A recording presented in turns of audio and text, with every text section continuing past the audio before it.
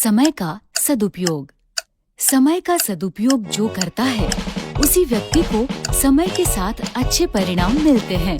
ऐसा ही हुआ जब सोनू और वानी के एनुअल एग्जाम्स आने वाले थे। अरे, अब तक पढ़ रही हो? चलो खाना खाते हैं। बस थोड़ा सा प्रोजेक्ट बचा है, नहीं किया तो टीचर डांटेंगी।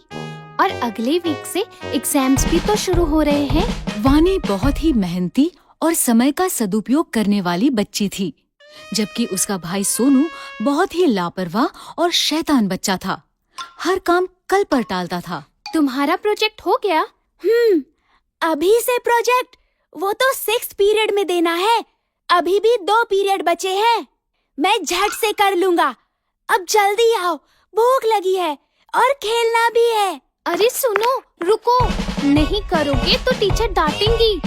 सोनू और वानी के मम्मी पापा हमेशा सोनू को वानी का उदाहरण देकर समझाते थे। देखो सोनू बेटा, अब तुम बड़े हो गए हो।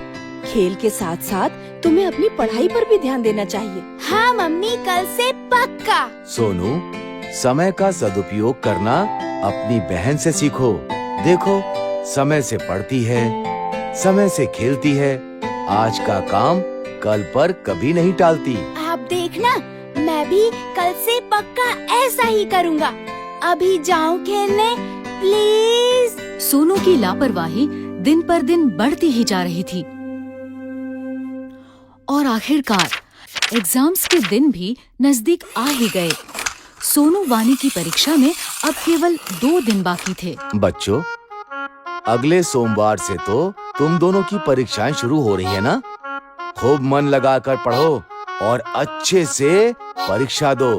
सोनू, मुझे तुम्हारी बहुत चिंता हो रही है बेटा। तुम हमेशा आज का काम कल पर टाल देते हो। पढ़ाई कल पर नहीं टालना। वानी की तरह सभी पाठ समय से पढ़ लेना, ठीक है? अरे पापा, परीक्षा में अभी पूरे 2 दिन बाकी है। मैं झट से पढ़ लूँगा सब कुछ। अभी तो मैं खेलने जा रहा हूँ। जब तक खेलूंगा नहीं, तब तक पढ़ाई भी समझ नहीं आएगी।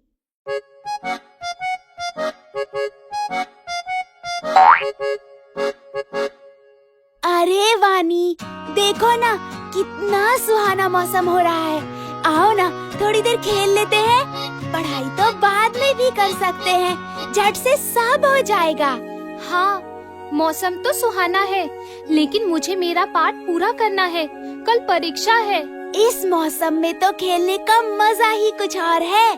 तुम पढ़ती रहो, मैं तो चला खेलने।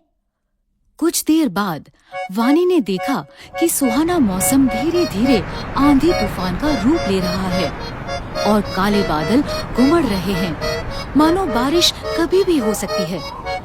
बारिश का मौसम देख वानी को चिंता होने लगी कि अगर बारिश आ गई तो उसका पाठ कैसे पूरा होगा, क्योंकि बारिशों में अक्सर घर की बिजली कट जाती है।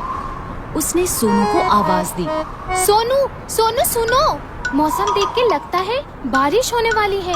शायद रात को बिजली भी कट जाए। खेलना छोड़ो और आकर अपना पाठ पूरा कर लो, वरना कल परीक्षा में क्या लिखोगे? चिंता मत करो वानी, अभी तो दोपहर ही हो रही है। रात को बैठकर मैं फटाफट सब खत्म कर लूँगा। बिजली नहीं जाएगी, बल्कि बारिश के बाद पढ़ने में और मजा आएगा।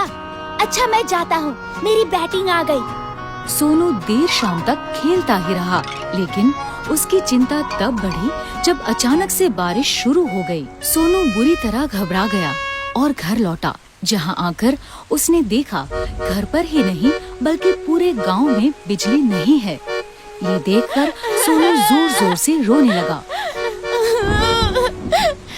कल परीक्षा में मेरा क्या होगा? मैंने तो एक पाठ भी नहीं पढ़ा और अब तो बिजली भी नहीं है। मैं तो फेल हो जाऊंगा। मैंने कहा था ना, अपना पाठ समय से पढ़ लो। मैंने तुम्हें 1 हफ्ते पहले ही कह दिया था कि समय पर पढ़ाई कर लेना, लेकिन तुम्हें कभी कुछ समझ में नहीं आता। अब भोगो। सॉरी पापा, अब मैं क्या करूं? काश मैंने सही समय पर ही अपने पाठ पढ़ लिए होते। उसे समझ आ गया था कि उसकी लापरवाही के कारण उसके पास अब पढ़ने का समय बचा ही नहीं। रोने से अब कुछ नहीं होगा। अब समझ आया कि सब तुम्हें क्यों समझाते थे। अब रोना बंद करो और चलो मेरे साथ। मैंने अपनी पढ़ाई समय पर ही पूरी कर ली थी। मैं तुम्हें सारा पाठ समझा दूंगी और याद भी करवा दूंगी। चलो। अगले दिन दोनों बच्चे खुशी खुशी परीक्षा देने गए। जो समय का करे सम्मान, भविष्य में वो कहलाए महान।